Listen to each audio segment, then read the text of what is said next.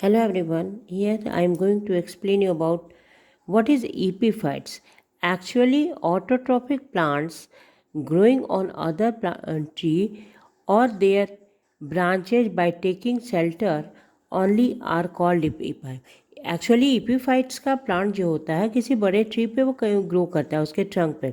They are capable of manufacturing their own food. They are chlorophyllous and possess two types of roots, aerial roots as well as clinging roots. Epiphytic plant में aerial root भी होता है, clinging roots भी होता है.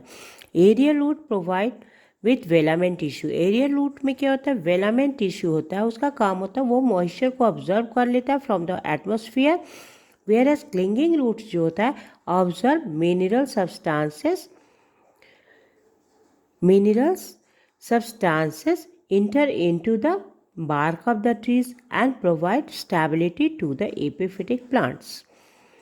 The well-known example of epiphytes are orchids. इसके बहुत सारे varieties होता है, बहुत ही खूबसूरत इसमें flower होते हैं. And some ferns. Here the plant receive benefit of being supported and held above ground level, where the light intensity is compared greater, but do not harm trees and do not derive any nutrient from the living tissue of the tree. Actually ये जो है epiphytic plant जो है वो tree पे survive करता है.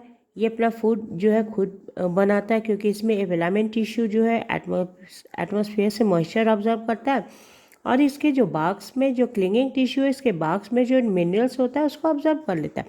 लेकिन ये कभी ट्री को हार्म नहीं करता है. जहाँ पे लाइट की इंटेंसिटी ज़्यादा होती है ये comparatively great but do not harm the plants and do not derive nutrients from the living tissue. ये ट्री के लिविंग टिश्यू से न्यूट्रिएंट को डिराइव नहीं करता.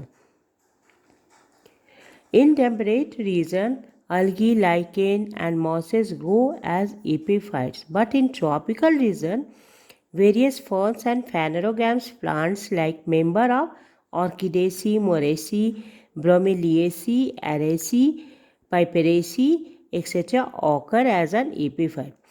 epiphytes के कैरेक्टरिस्टिक फीचर क्या है. epiphytes are provided with special type of aerial roots जिसको वेलामेन टिश्यू कहते हैं. वो एटमॉस्फेयर से मॉइस्चर को ऑब्जर्व कर लेता है. ये मल्टी लेयर टिश्यू होता है. They are attach on the shelter plant. जिस प्लांट पे एपिफाइट्स ग्रो करता है उसे ये अटैच रहता है. और बाय द जो सेकेंड रूट होता है that is called clinging roots और उसको राइजोइड्स भी कहते हैं. द सीड्स और spores of epiphytes are very small, very light in weight और hairy. Fruits of some epiphytes are fleshy, fruits of Moraceae. For example Moraceae का जो fruits है वो फ्लेसी होता है. कुछ एपिफाइट्स जो होता है सैप्रोफाइट्स इन नेचर होता है बिकॉज सैप्रोफाइट्स मीन्स उनमें क्लोरोफिल नहीं होता. They can't prepare their own food and draw nutrition from the dead tissue. For example Neottia, Epipogium etcetera.